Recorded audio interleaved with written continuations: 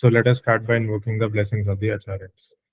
Om Jnanatimirandasya Jnananjana Shalakaya Chakshurunmilitam Yena Tasmai Shri Gurave Shri Chaitanya Manobhistam Stapitam Yena Bhutale Swam Rupa Kadamayam Dadati Swapadantikam Vandeham Shri Guru Shri Yutapadakamalam Shri Guru Vaisnavamshta Shri Rupam Sagrajatam Sahagana Raghunathan Vitam Tam Sajivam साद्वैतं सावधूतं परिजनसहितं कृष्णचैतन्यदेवं Shri Radha कृष्णपादान् सहगना Lalita श्रीविशाखान्वितांश्च हे कृष्णा करुणा सिन्धु दीनबन्धु जगत्पते गोपेश गोपिकान्तो राधाकान्तो नमस्तुते तप्तकाञ्चन गौराङ्गी राधे वृन्दावनेश्वरि वृषभानुसुते देवी प्रणमामि हरिप्रिये वाञ्छाकल्पतरुभ्यश्च कृपासिन्धुभ्यैव च पतितानां पावनेभ्यो वैष्णवेभ्यो नमो नमः।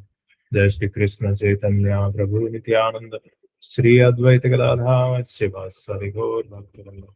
हरे Krishna Krishna Krishna Hare Hare Hare Rama Rama Rama Hare Hare. Please repeat Hare Krishna Krishna Krishna Krishna Krishna Krishna Hare Hare Hare Hare Hare Rama Hare Rama Hare Hare Rama Rama Hare Rama Rama Rama Rama Hare Rama Hare Hare once more Hare Krishna Krishna Hare Krishna Krishna Krishna Krishna Hare Hare Hare Hare Hare Ram Rama Hare Hare Rama Ram Rama Rama Ram Rama Hare Hare Hare Krishna. So welcome all of you on a very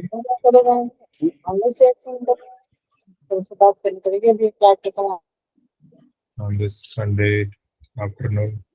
So any questions from last session? Anybody wants to share any point which we discussed in the last session? We can do this exercise maybe every time. Every one of you, like anybody who wants to share anything which he remembers from the last session.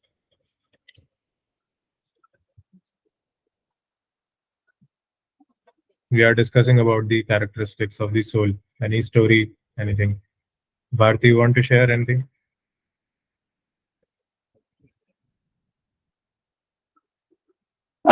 Sorry, no. Okay, spaced out totally.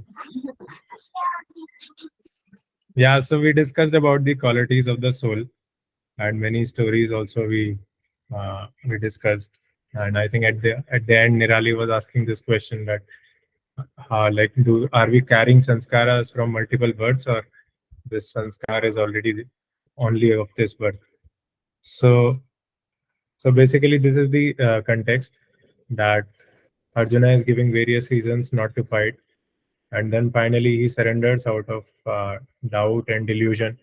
And once he surrenders, Krishna becomes happy, and Krishna is satisfied by his reasons. So he starts enlightening Arjuna by his by the knowledge of Sankhya Yoga.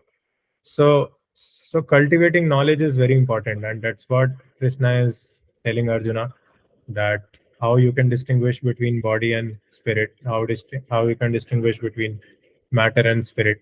So that is Sankhya Yoga. So Sankhya means counting, basically, just like when you do litmus test, right? So if this is an acid, then it's a blue litmus test, and if it is a base, then it's a red litmus test. So similarly, when it is matter, then the test will be different and the properties will be different, and when it is soul, the properties will be different. So the matter, it is temporary, basically. So it might be there for some time, but after some time it will not be there. So it is not. So anything which is not which is not permanent, that is not actual truth. So that is temporary, and that is actually illusion. So Maya means what we perceive, but actually that is not there.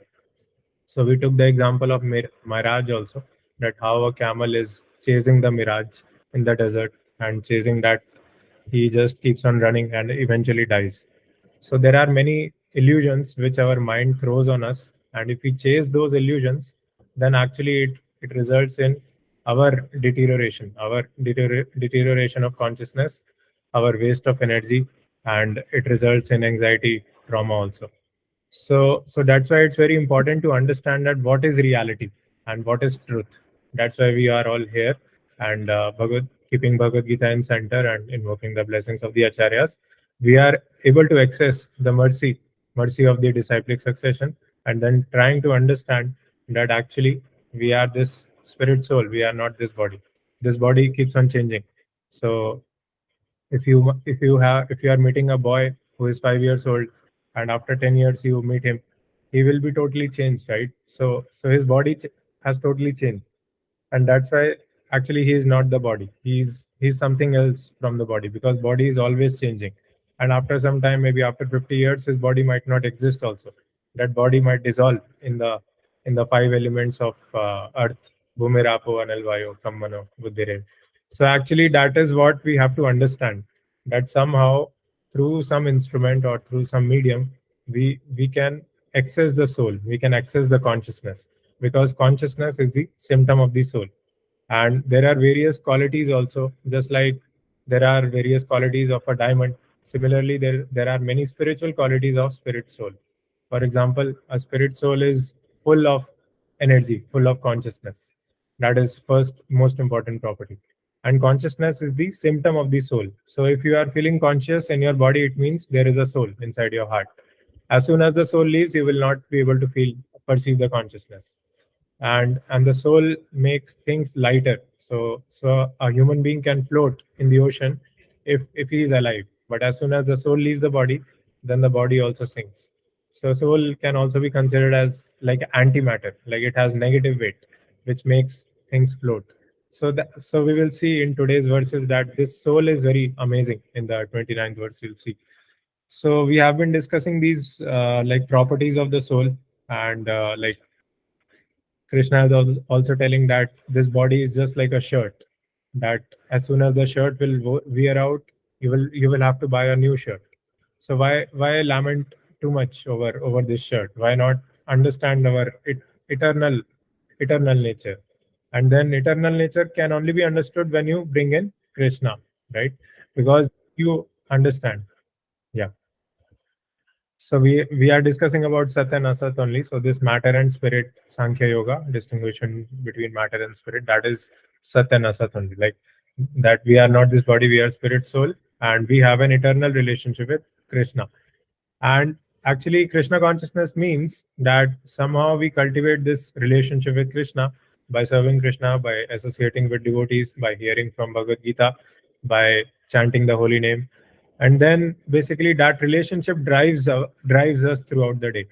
So that is what is Krishna consciousness. And then when we are Krishna conscious, when we understand that we are not this body, we are spirit soul, and we are serving Krishna, even at our workplace, we are full of energy. And people will ask you that what has happened to you? Like you are you doing something different these days? Like are you going to some society, or are you going to some club because of which you are full of energy? And then you can tell that actually it's the mercy of the devotees, and the power, the energy of Krishna consciousness, which you are able to see. So like this, basically, when you yourself are full of energy, full of life energy, then you can share that energy with others also. So that's why Prabhupada always told that more devotees and happier devotees. So we can become happy when we understand this principle, and when we act on this principle, that we are by nature very active. Like by the spirit soul is fully free. Like as we act in our relationship with Krishna, then our degree of freedom increases. Just like basically in scriptures there is an example of four kumaras or navyogendras.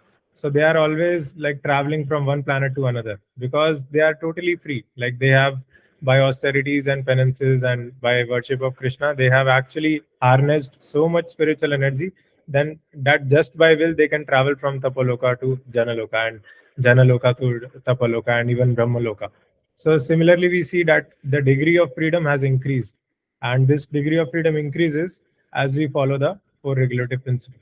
So these four regulative principles are actually four principles of freedom, and how they are principles of freedom.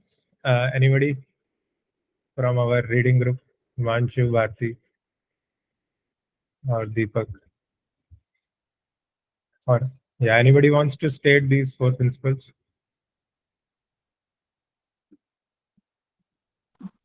Four principles are no intoxication, Yes.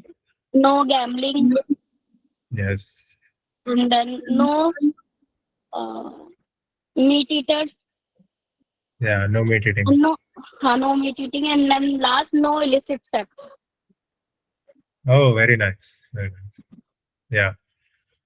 So these four regulative principles are actually called four regulative principles of freedom.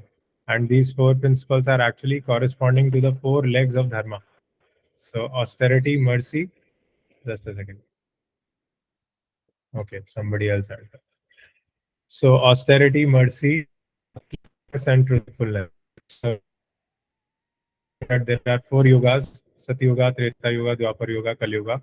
So at the starting of the Satyuga, all these four legs of dharma are intact. But at the end of Satyuga, austerity fell. Basically, people are not able to do severe austerities, and austerity is corresponding to no intoxication, right? So if you are doing too much intoxication, if you are consuming alcohol or consuming cigarettes or any other, your mind cannot remain sober. You cannot operate on the soul platform. You will never be able to realize that you are not this body, you are spirit soul. So that is no intoxication. And then with the end of Treta Yuga, which is the second yuga where Lord Rama was the Avtara, Ram and Ravan fight happened in Treta Yuga. So with the end of Treta Yuga, mercy fell. So the people were not able to like show compassion on others, and no meat eating is actually preserving the pillar of mercy. So mercy is the second pillar of dharma. And so people are not able to understand the value of life which God has put in each living entity. And voluntarily, you are like taking the life of that animal. So you are basically you are making him take another birth in the same species. So like that, the softness of your heart, your heart will become very hard if you do meat eating. So meat eating, basically, if you stop meat eating and you cultivate this spiritual conception, then you can cultivate compassion and mercy on a spiritual platform. You can see other beings also as a soul.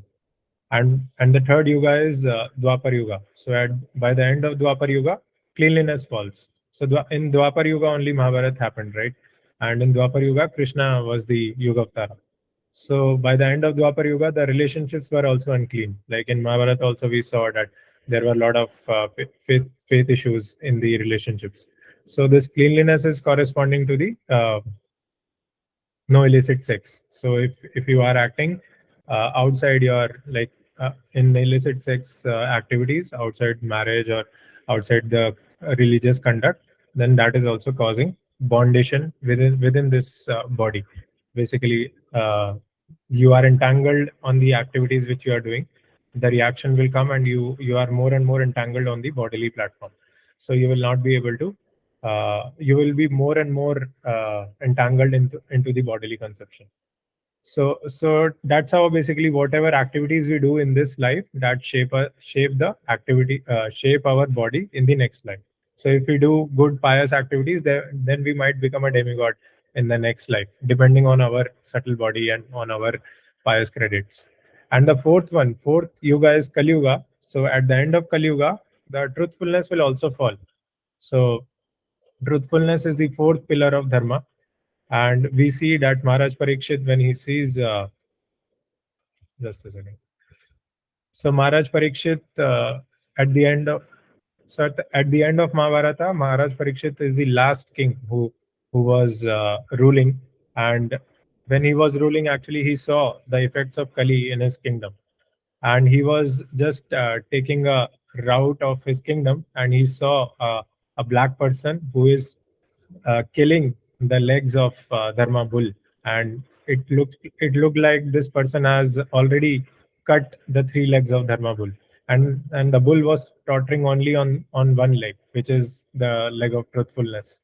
So Maharaj Parikshit was immediately wanted to kill this person Kali, but Kali immediately surrendered, and a kshatriya basically he cannot kill a person who has surrendered to him. So Maharaj Parikshit had to forgive Kali because Kali immediately surrendered, and Kali asked for some place to stay. So Maharaj Parikshit said that wherever these four activities are happening, no illicit sex, intoxication, meat eating, and gambling, you can stay there. So like this, basically the Kali Yuga started with the reign of Maharaj Parikshit. And we also saw that Maharaj Parikshit was also cursed by a Brahmana. Just he was also affected by the effect of Kali. So by end of Kali Yuga, basically all the four legs of dharma will be lost, and then there will be no real purpose of this material world, right? And then Kalki Avatar will come, and it will destroy the entire material world, and it will reinstate Satyuga by killing the demoniac kings and by reinstating the Brahmanas. So just like after, so there is a cycle of 4 seasons, right? So this cycle always repeats itself. So one time the leaves are shedding from the trees, and one time the trees are rejuvenating with new leaves. So just like this, these cycles also continue. So this cycle of 4 yugas is called one chatur yuga, and for 1,000 such chatur yugas are one kalpa, and one kalpa is one day of Lord Brahma. So like this, basically these are the four regulative principles: no illicit sex, no gambling, no intoxication, no meat eating, and these are corresponding to four legs of dharma. So when you basically, when this desire of conducting a dharmic life arises in your heart, then you try to follow these four principles, and your consciousness elevates, and you basically try to understand that there is a higher purpose to life. There is a higher taste involved in spiritual happiness. So my question was, how does these four regulative principles are also called four principles of freedom? Like, how do they give you freedom? Anybody wants to answer?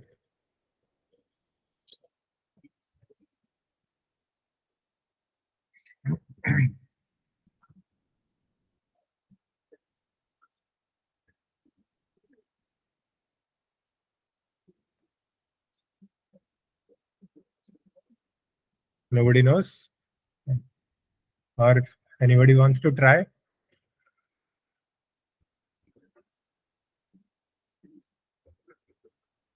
Hare Krishna, can I try? Yeah, go ahead. Actually, according to me, if we will follow all these four principles, then our soul will get purified. And if we will, and if our soul gets purified, then automatically we will detach ourselves from this material entanglement, and we move ahead towards our spiritual growth.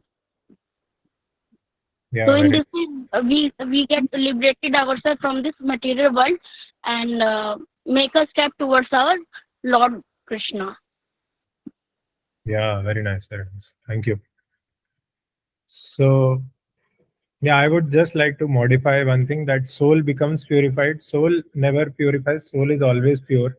But the coverings on top of the soul of mind, intelligence, and false ego, those become purified when we follow these four regulative principles, and then execute these like chanting the Hare Krishna Maha Mantra and taking Krishna Prasadam. So these spiritual activities, because Krishna is involved in all these activities, then by Krishna Shakti, this purification of these layers of subtle body happens. And when these subtle bodies are purified and dissolved, then we actually are able to perceive the real nature of the soul, which is full of energy, full of spiritual bliss. So when we experience that spiritual bliss, then actually we understand that whatever is happening around us, that will not affect us so much, because actually that is duality. So whatever, there might be so much chaos, there might be COVID happening, there might be a lot of heat wave, people are dying, or there might be cold wave. But if I am totally established in my relationship with Krishna, then actually I am feeling totally connected and spiritually happy, and I understand that actually Krishna will carry me in this life also, and from this body to next body also. So this transit, through the transition also, Krishna will carry me. So yeah, so that's how we become more and more free, when we come above the bodily conception, when we elevate our consciousness. It's just like basically when you climb the Empire State Building, right? When you go to the 125th floor, then you can see the entire city. So many cars will be there, so many traffic jams will be there, but you will not be affected by those traffic jams because you are on the 125th floor of Empire State. So, like this, if your consciousness is elevated, then you will not be affected by so many problems which are there in the life. So many infrastructure issues. In India, there are infrastructure issues because government doesn't support so much. It doesn't plan the city, so many things. But if you can elevate your consciousness by practicing Krishna consciousness, by taking association of devotees, then actually you you understand that what is sat and what is asat, and eventually these asat things will not matter in the long run. In the long run, only your advancement towards Krishna, only your devotion, and only your consciousness, the purification of heart, that matters in the long run, and that you will see like down the line, 6 months, 1 year, 5 years. So gradually your life will become more and more blissful, more and more your consciousness will become more clear, and you will be able to see things with a more strong discrimination and with a very clear perspective. Yeah, thank you, Bharti. So actually, in later chapters, we'll also see that there are three modes of nature: mode of ignorance, passion, and goodness. And so when we follow these four regulative principles and then we try to be in mode of goodness, then also it gives us more freedom, because in mode of goodness, you are not pushed by the modes. You are not pushed that I have to run, okay, I have to do this thing, I have to complete this thing. But you have more spiritual energy, more substance, more like solidity in your heart. Then you can choose whether you want to work here, whether you want to work here. So you can analyze, just like Arjuna is analyzing that whether he wants to fight or not fight. Does anybody of you think that if you are at the battlefield instead of Arjuna, would you be able to make so many arguments with Krishna? Like if you are standing there, do you think anybody you will be able to analyze so many things as Arjuna is doing based on scriptures? No. Yeah, so a battlefield is a very like state of nervousness, and Krishna is there on the charioteer also, and so many people are there with their swords. So it's very difficult to have our intelligence working. But here we see Arjuna's intelligence is very crystal clear, because whatever he has learned from his guru, he is uh, he is making arguments based on that, and that is the symptom of a person who is in knowledge. So he doesn't become bewildered by the situations around him, but he actually survives on the knowledge which he has received from the higher authorities, and he applies that knowledge and tries to basically see things through that knowledge, and that is called Gyan Chakshu also, seeing through the eyes of knowledge. And all these verses, all these chapters will basically, they will make you understand what is real knowledge. Yeah. So let's read. I think we have discussed a lot of things. I hope any questions till now?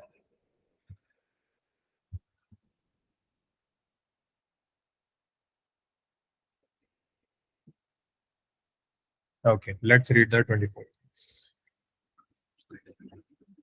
अच्छेद्योऽयं मदायोऽयम् अक्लेद्योऽशोच्यैव च नित्यसर्वगतस्थाणुर् अचलोऽयं सनातनः.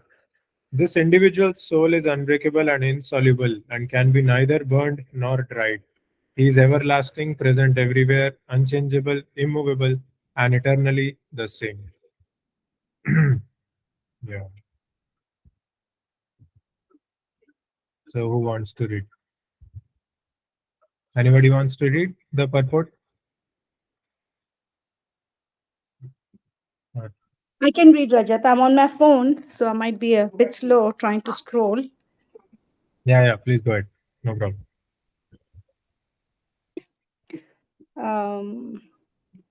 All these qualifications of the atomic soul definitely prove that the individual soul is eternally the atomic particle of the spirit whole, and he remains the same atom eternally without change. The theory of monism is very difficult to apply in this case because the individual soul is never expected to become one homogeneously.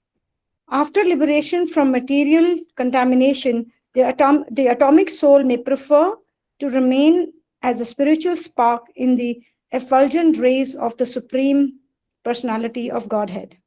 But the intelligent souls enter into the spiritual planets to associate with the personality of Godhead. The word Sarvagata, all pervading, is significant because there is no doubt that living entities are all over God's creation. They live on the land, in the water, in the air, within the earth, and even within fire. The belief that they are sterilized in fire is not acceptable because it is clearly stated here that the soul cannot be burned by fire. Therefore, there is no doubt that there are living entities also in the sun planet with suitable bodies to live there. If the sun globe is uninhibited, then the word Sarvagata, living everywhere, becomes meaningless. Hmm. Thank you, Kiran. Hare Krishna. Yeah, so basically, Prabhupada is telling about uh, more about the nature of the spirit soul. So, what exactly is the relationship of this soul with Krishna? So, Krishna has a Satchidananda Vigraha body. So, Satchidananda means Sat means truth, Chit means knowledge, and Anand means blissful. So Krishna's body is totally spiritual, and actually it has, so just like our soul also is Sachidananda, but this body is Asat, Achit, and Nirananda. So this body is uh, not true, and this body is without any knowledge, and this body is full of miseries. That this body is not bringing any bliss to us. But the nature of soul and nature of Krishna is same, which is Sat, Chit, and Anand. And that's what basically Prabhupada is saying, that sometimes soul wants to merge into the effulgent rays of Krishna, of the Supreme Personality of Godhead Krishna. So Krishna's Sachidananda Vigraha body is effulging, self-effulging. Just like the sun is effulging, the sunshine is coming out of the sun. Similarly, there are the rays of Brahma Jyoti which are coming out of the body of Krishna. So the first step in self-realization is that you can understand that basically you can merge your soul into that Brahma Jyoti. But actually, that is not the highest. That is only the first step. That is the Brahman realization. And then afterwards, there is a Paramatma realization, and then there is a Bhagavan realization. So we'll discuss later. I don't think we should discuss in too much detail. But generally, like Prabhupada is saying, that souls are everywhere. Souls are everywhere on the moon, on the sun.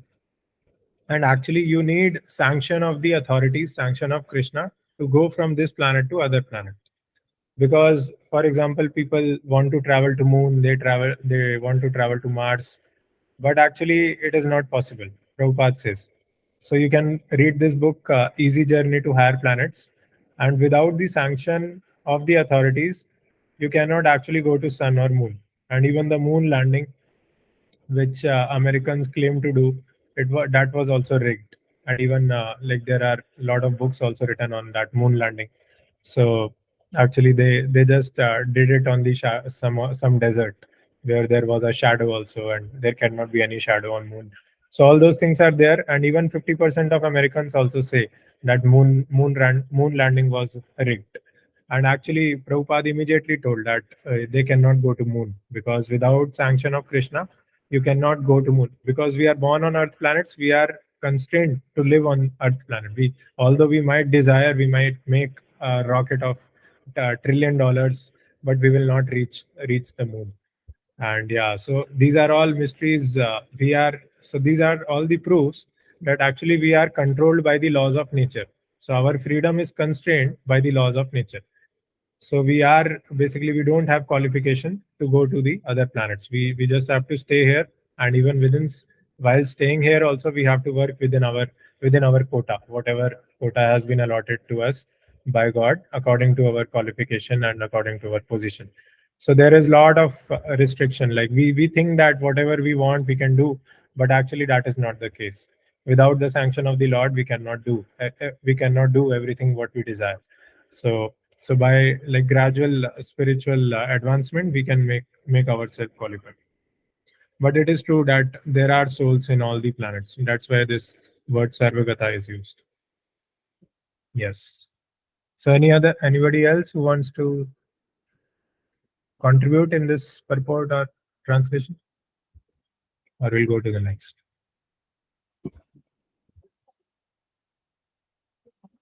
Yeah, all of you can like maybe buy this book, Easy Journey to Other Planets. It's a very interesting topic.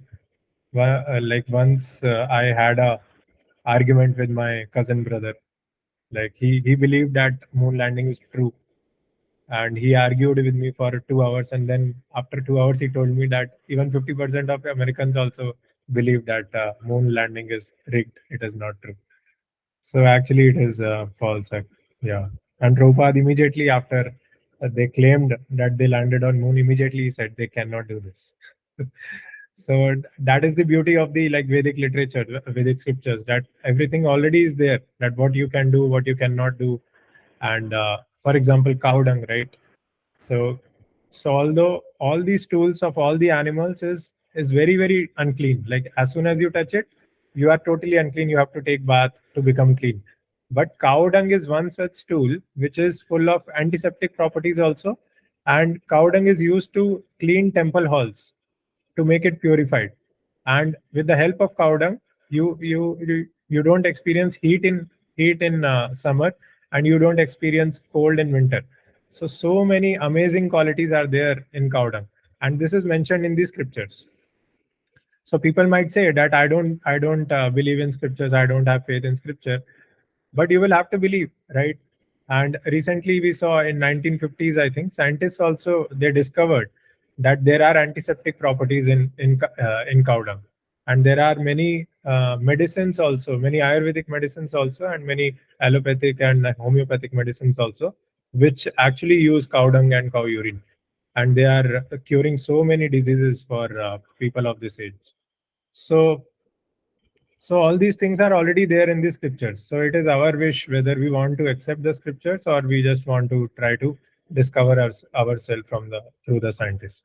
So that is what I wanted to say. And on the basis of that only, Prabhupada said that moon landing is not possible in this body. You will have to change your body, and then you will have to qualify yourself to enter into the moon planet.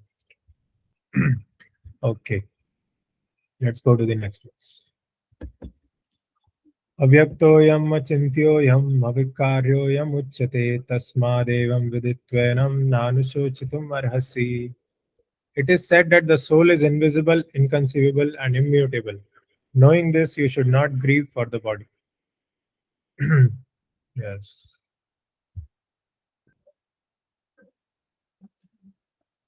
So, Tanusha, you want to read? What? Yep. As described previously, the magnitude of the soul is so small for our material calculation that he cannot be even seen by the most powerful microscope. Therefore, he is invisible. As far as the soul existence is concerned, no one can establish his existence experimentally beyond the proof of Shruti or Vedic wisdom. We have to accept this truth because there is no other source of understanding the existing of the soul, although it is a fact by perception. There are many things we have to accept solely on grounds of superior authority. No one can deny the existence of his father based upon the authority of his mother. There is no source of understanding the identity of the father except by the authority of the mother. Similarly, there is no source of understanding the soul except for studying Vedas. In other words, the soul is inconceivable by human experimental knowledge. The soul is consciousness, and conscious that also is the statement of the Vedas, and we have to accept it. Unlike the bodily changes, there is no change in the soul. As eternally unchangeable, the soul remains atomic in comparison to the infinite supreme soul. The supreme soul is infinite, and the atomic soul is infinite. This part. Infinitesimal. Okay, thank you. Therefore, infinitesimal soul being unchangeable can never become equal to the infinite soul or the supreme personality of Godhead. This concept is repeated in the Vedas in different ways just to confirm the stability of the conception of the soul. Repetition of something is necessary in order that we understand the material thoroughly without error. Yeah. Thank you very much, Tanusha. Hare Krishna. Yeah, so again, the same point is repeated, whatever I told just now, that ultimately we have to accept the authority of the Vedas. So this point was brought by Vaishali in last session, I think, authority. So we have to accept authority. And this example, that how do we know that who is our father? How do we know who is our father? Again and again, I'm asking the same question. Your mother. My Yeah, so mother is the authority. We have to ask the mother. Nobody else knows who is our father. Only mother knows. So similarly, like there are specific authorities who know that why why is certain things happening. For example, in our Google also, right, there are owners of code bases, different types. For example, in Google search there are two different components, of which there are two different architects. So that architect is the authority for that code base. He knows that how different components are interacting with each other, what contract is there, what design principles each component is following. So everything in detail, that architect knows. And if you want to make any major change between two components, then you will have to get the design doc approved from the architect. So that is an example of authority. That sometimes we need to understand, we need to accept the authority in order to make our life smoother. Otherwise, our life will become more and more complicated and more difficult if we don't accept the authority. So similarly, Lord Brahma is also actually the architect of all the species. So he is the like supreme authority of our universe. So like this, there are various authorities, and we should accept the authority. And authority of all, basically Vedas is the supreme Lord, and we have to accept the authority of Vedas. So all these knowledge, all the spiritual knowledge, and all these verses, these are coming from the Vedas, and ultimately we should accept the position and authority of these Vedas. And sometimes you will see that there is a lot of repetition in Vedas, and sometimes it is very important to make this repetition to drive home the point, because generally the philosophy is not so complicated. Like philosophy is simple, that we are spirit soul, we are not this body, and right now the spirit soul is covered by subtle body, and that subtle body you can also like term it as karma. And then there is prakriti, the three modes of material nature, which is moving that karma. And then there is Ishvara. So Ishvara, all the spirit soul have an eternal relationship with that Ishvara. And according to how we use our free will, the material nature moves, the prakriti moves. So Ishvara, Jiva, Prakriti, Kala, and Karma, these five are the five basically five subject matters of Bhagavad Gita. If you want to read introduction, it is given in the introduction. So this is very simple philosophy, basically, that if you strive more to go towards Krishna, then Krishna will arrange situations like that.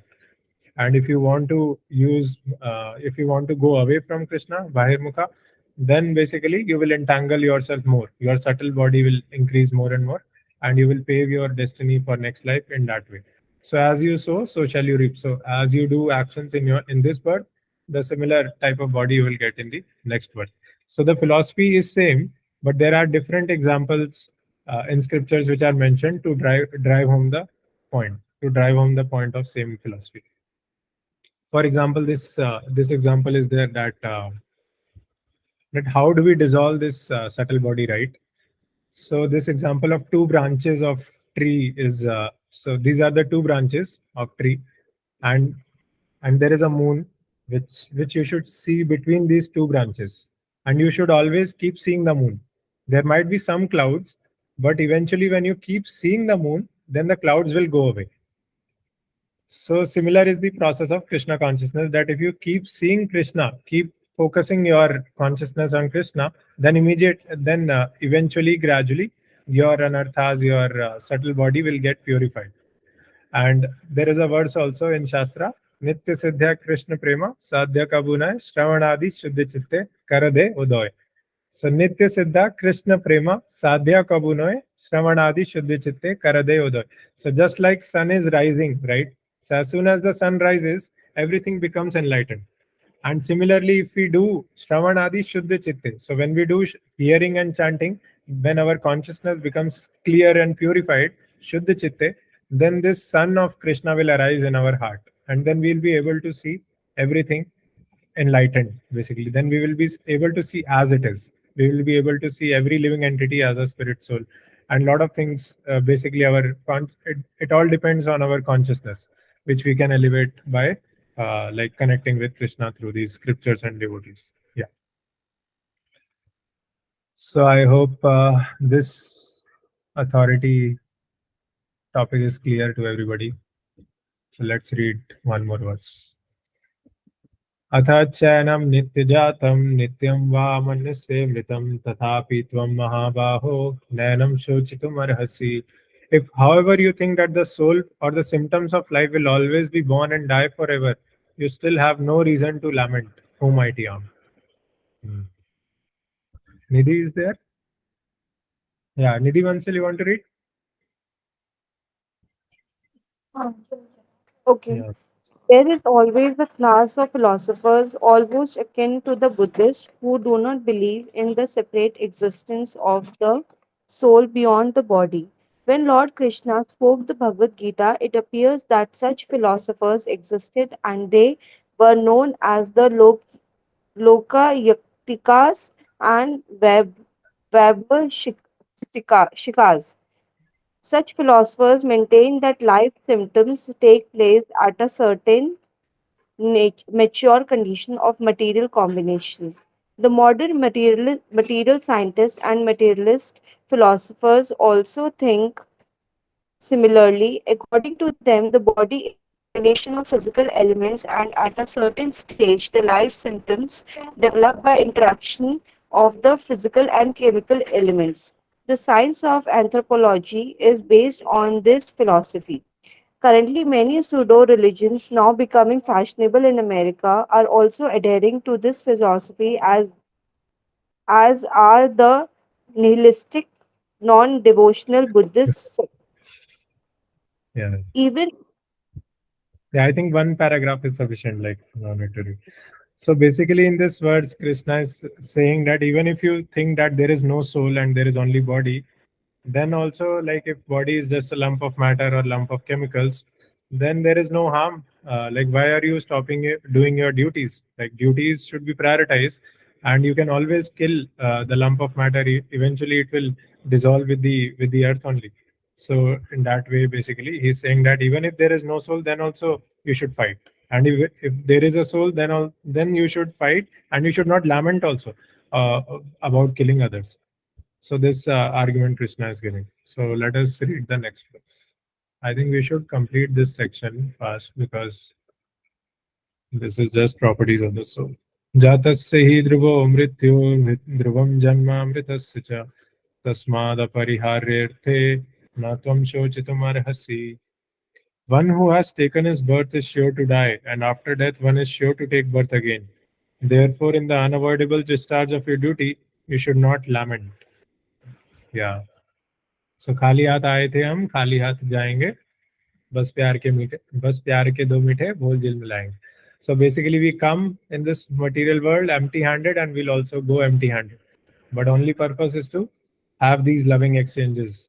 And how do you define love? Real love is when Krishna is in the center.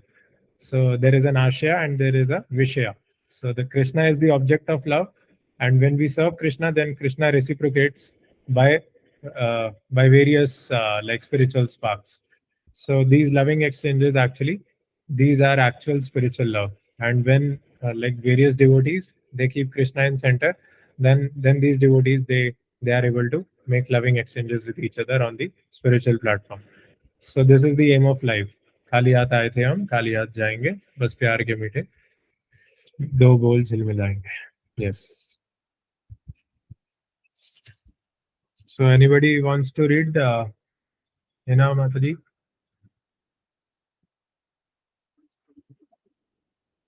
Okay, Himanshu, you want to read?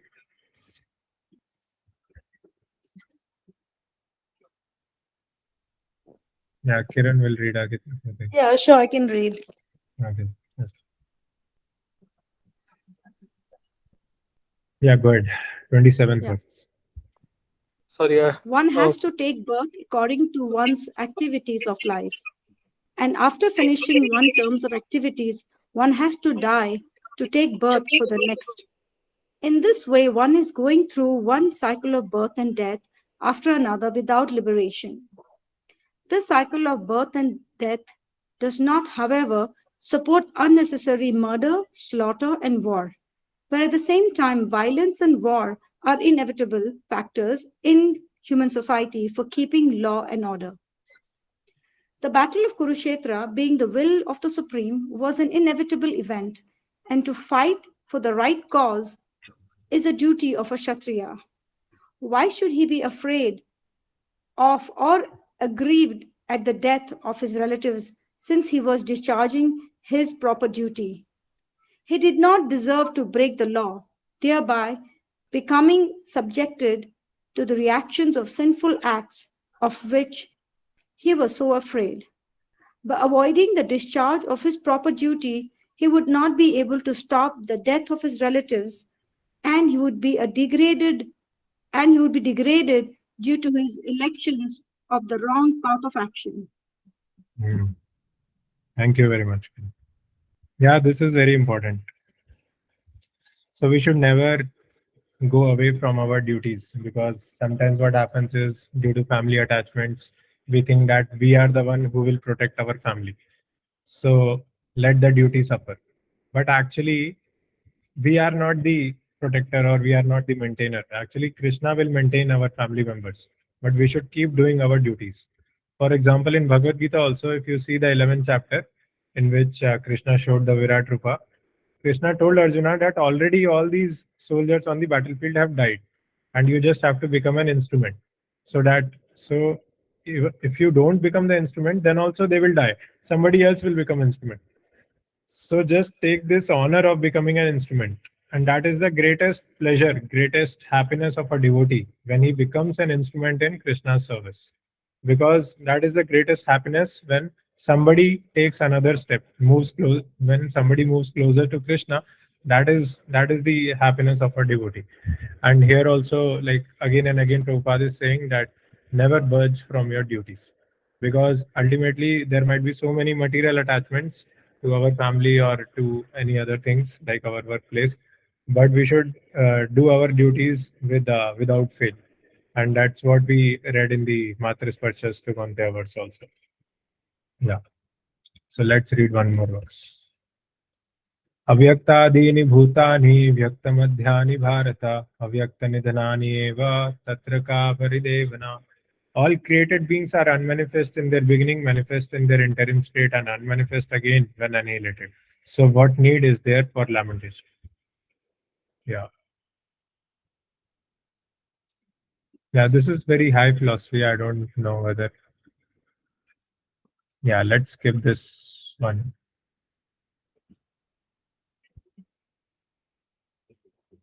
Yeah, so any questions from today?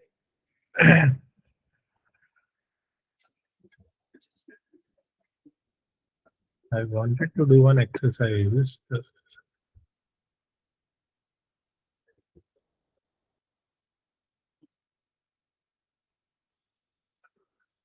There is an ABCD principle, which I will stop the recording and we'll do this exercise.